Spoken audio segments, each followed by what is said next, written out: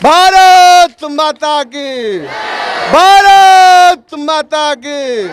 इनकलाब, इनकलाब, इनकलाब, इनकलाब।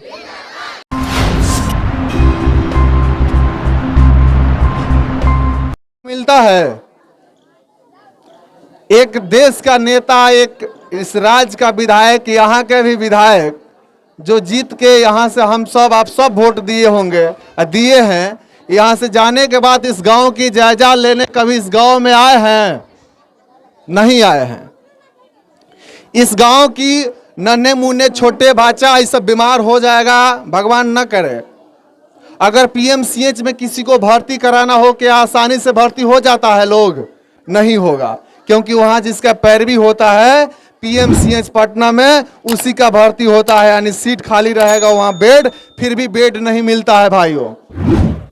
तो अगर ये संविधान हम लोगों की बराबरी की हक दिया है, लड़ने की ताकत दिया है, तो हम लोग अपने अधिकार की लड़ाई क्यों नहीं लड़ते हैं? क्योंकि डरते हैं, हम लोग गरीब हैं, हम लोगों के पास उतना टाइम नहीं है कि हम लोग ब्लॉक में, कचहरी में, कहीं वैसा जगह पर लड़ाई को लड़े, अपने बात को रखें। और हम लोग जब चुनाव आता है, जैसे अभी लोकसभा चुनाव आएगा, उसके बाद विधानसभा आएगा, तो लोग पार्टी के नाम पर, जाति के नाम पर, पैसा के नाम पर वोट दे देते हैं या दे देंगे। तो ये सब चीजों से हम लोगों को देखना है कि हमारा वास्तविक में बात को, हमारा आवाज को सुनने वाला कौन है, हमारा आवाज को उठाने वाला कौन है। यहाँ के विधायक जीत के तो चल जाएंगे, हेलो, यहाँ के विधायक जीत के चल जाएंगे, लेकिन यहाँ स्थिति को देखने कभी नहीं आते हैं।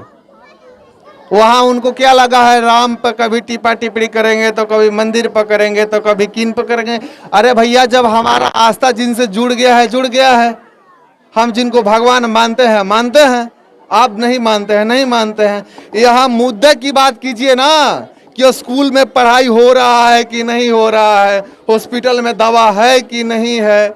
लोग ब्लॉक में जब जाते हैं तो यहाँ के बीडीओ, यहाँ के सीओ गरीब आदमी का काम कर रहा है कि नहीं कर रहा है। यहाँ के थाना प्रभारी जो है कि घूस लेकर रिपोर्ट लिखता है, एंजोरी बनाता है यहाँ हॉस्पिटल में घूस से कि कैसे।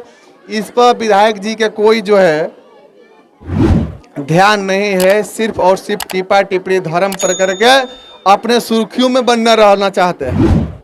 तो हम सबको सोचना है कि अगर ये देश में संविधान लागू है, सबको संविधान बराबर की हक दिया है, तो हम लोग अपने हक की लड़ाई को लड़ना होगा। चुनाव में पूछना होगा सवाल कि विधायक जी 5 साल में जीत कर आप गए हैं, तो कभी भेड़िया गांव को दर्शनों किए हैं? कभी गांव में आए हैं, इस गली को देखे हैं कि गली जो है कि बनल है कि नहीं बना है? यहाँ के लोग बीमार होते हैं तो हॉस्पिटल में जाते हैं तो इलाज होता है कि नहीं होता है? ये आप लोगों की सवाल पूछने की जरूरत है। जब विधायक जी चुनाव में आएंगे, तब विधायक जी आएंगे, कहीं भेड़िया दिहरी फील्ड में उतरेंगे, उनका हेलीकॉप्टर वगैरह उतरेगा, वहीं से न पता हो जाएंगे। आपका वोट भी मांगने नहीं आते हैं, लेकिन वोट आप लोग दे देते हैं। तो ये सब चीजों से परहेज की करना है और अपना देखना है कि मेरा लड़ाई कौन लड़ सकता है, हमें कौन अधिकार को दिला सकता है। इतना भ्रष्ट सरकार में आप कहीं भी चल जाइए, ब्लॉक से लेकर थाना, हॉस्पिटल, कहीं भी बगैर घूस के कोई नहीं सुनता है। बिना दक्षिणा के यहाँ कोई काम नहीं हो रहा है। इस पर कौन आवाज उठाएगा? दूसरा कोई नहीं आएगा, हम सबको ही आवाज उठाना है। जब देश गुलाम था तो हजारों लाखों लोग ने अपना कुर्बानी देकर इस देश को अंग्रेज से मुक्ति दिलाया है।